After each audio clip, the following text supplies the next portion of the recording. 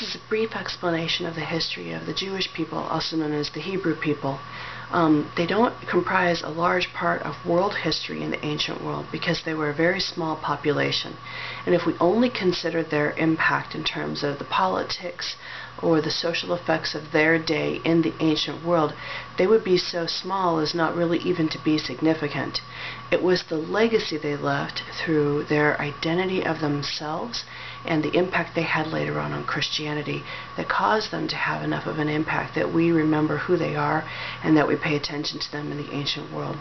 And one of the reasons we're able to do that is because of a record they left behind of themselves. It's a scripture they left, which we know today as the Bible.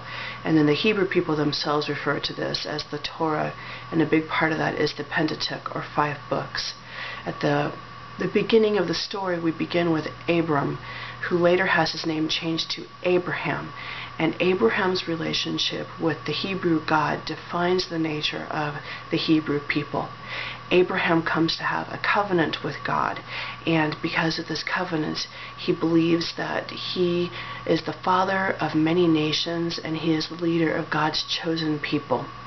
And is his journey from Ur in the land of Mesopotamia headed over to Canaan that he develops this relationship with God, embarks upon this covenant, which is signified by circumcision in his time, and then he goes on to have a posterity, which is divided into 2 branches.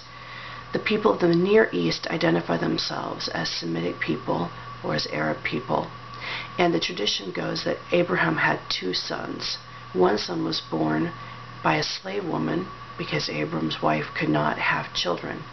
That son, whose name was Ishmael, who descended from a woman named Hagar, is regarded as the father of the Arabic peoples. Later on, Abram's wife, Sarai, whose name was changed to Sarah, was able to conceive just one child. His name was Isaac. And Isaac will go on to become the father of the Hebrew, or later as we know them, the Jewish people.